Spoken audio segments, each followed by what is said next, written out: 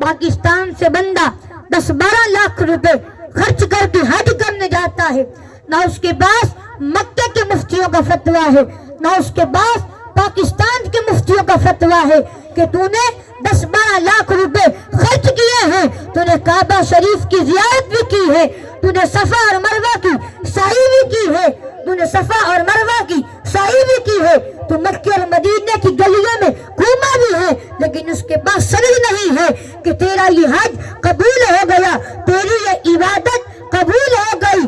خدا کی رحمت کی امید تو ہے، لیکن قبولیت کی گارنٹی کوئی نہیں دے سکتا۔ لیکن سنو جنہوں نے ماں باپ کے ساتھ محبت کا رشتہ قائم رکھا، میرے آقا کی حدیث کہتی ہے، فرمایا صبح سویرے اٹھو، ہنستے مسکراتے چہرے کے ساتھ اپنے باپ کے سامنے کھڑے ہو جاؤ، اپنی ماں کے سامنے کھڑے ہو جاؤ، ہنستے مسکراتے چہرے کے ساتھ۔ ان کو پیسے دینا تو بات کا درجہ ہے، ان کی خدمت کرنا تو بات کا درجہ ہے، ہنستے مسکراتے چہرے کے ساتھ ان کی زیارت کر لو۔ امام الانبیاء نے فرمایا گارنٹی ہے اسے کہ میرا رب اسے مقبول حج کا ثواب عطا فرمائے گا۔ ہم یہاں سے حاجی صاحب بننے کے لیے مکہ کی گلیوں میں تو جاتے ہیں، مدینے کی گلیوں میں تو جاتے ہیں، پیسہ تو خرچ کرتے ہیں۔ کبھی سوچا تمہارا بوڑھا باپ گھر میں بیٹھا ہوا ہے، کبھی سوچا تمہاری بوڑھی ماں تو وہ محبت کی نظروں سے تمہیں دیکھ رہی ہے کہ شاید میرے بیٹے کو زندگی کا گزرا ہوا کوئی لمحہ یاد آ جائے کہ میرے باپ نے میرے لیے کتنا کچھ کیا تھا۔ میری ماں نے لوگوں کے دروازوں پر جا کر کپڑے دھو کر برتن مانج کر لوگوں کے گھروں میں جھاڑو لگا کر، آپ اور میں روز دیکھتے ہیں پورے ضعیف العمر لوگوں کو روڈ پر سوٹی اٹھا کر لوگوں سے مانگ رہا ہوتا ہے۔ کبھی اس بابے سے پوچھ کے دیکھو بابا تو یہ کس لیے مانگ رہا ہے؟ کیا تجھے کوئی اپنی ضرورت ہے؟ تو لوگوں کے دروازوں پر جاتا ہے تو کس لیے جاتا ہے؟ تو باپ کہتا ہے نا مجھے میری ضرورت نہیں ہے، میں زندگی گزار سکتا ہوں، لیکن میرے گھر میں ننے بچے ہیں جو شام کو میرا راستہ تکتے رہتے ہیں کہ ہمارا باپ ہمارے لیے سودا لے کر آئے گا، ہمارے لیے اناج لے کر آئے گا۔ کبھی تمہارے دل کے اندر حیا پیدا نہیں ہوئی؟ اور ہماری نوجوان نسل اگر باپ پوچھ لینا بیٹا کدھر سے آئے ہو تو آگے سے بلند آواز میں بات کرتی ہے، تلخ کلامی میں جواب دیتی ہے۔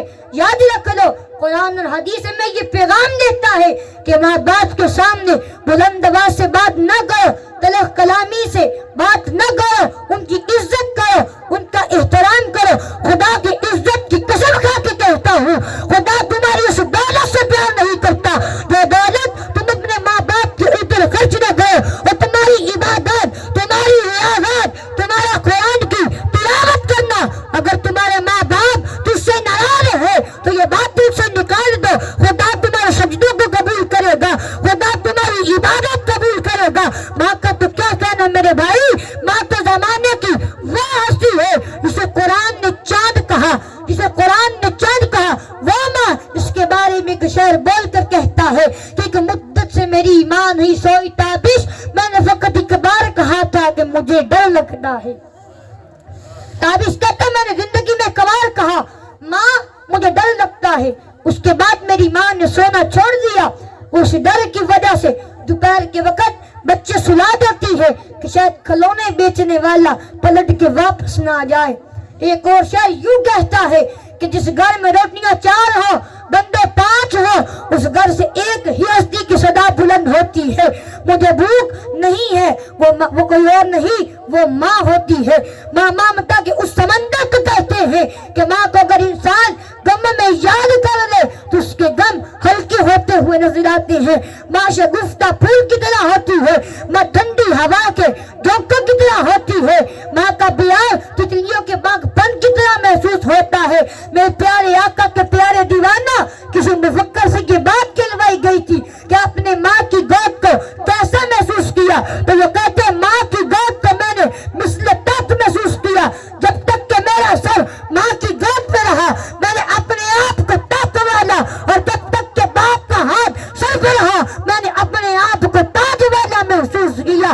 ماں کی گود اگر ہے تو تاج سے کم نہیں، باپ کا ہاتھ اگر سر پہ ہے تو وہ تاج سے کم نہیں۔ نعرہ تکبیر، نعرہ رسالت، نعرہ رسالت۔ नाराए हैदरी, नाराए गौसिया। माशाल्लाह आस्ताना आलिया नंगल शरीफ से हमारे मोहतरम पीर सैयद हसनैन शाह साहब और खावर शाह साहब, पीर सैयद शाह साहब चांद पीर सरकार तशरीफ़ लाए हैं। हम उनको दिल की अता गहराइयों से जनाब तसद्दुक़ हुसैन साहब की तरफ से इनको खुश आमदीद कहते हैं। शाह जी बिस्मिल्लाह जी। जी बिस्मिल्लाह, क्या बात है, सलामत रहे। इमामुल अंबिया के गुलामों,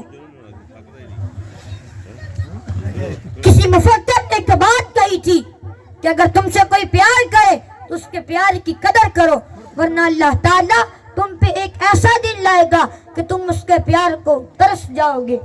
इमामुल अंबिया के गुलामों, दुनिया में दोस्त भी प्यार करते हैं, दुनिया में उस्ताद भी प्यार करते हैं, दुनिया में औलाद भी प्यार करती है, दुनिया में बीवी भी प्यार करती है, दुनिया में हर कोई मोहब्बत करने वाले मिलते हैं, मगर जिसके प्यार सबसे ज्यादा खालिस है, जिसका प्यार सबसे ज्यादा खालिस है, वो माँ बाप के सिवा किसी और का प्यार नहीं है।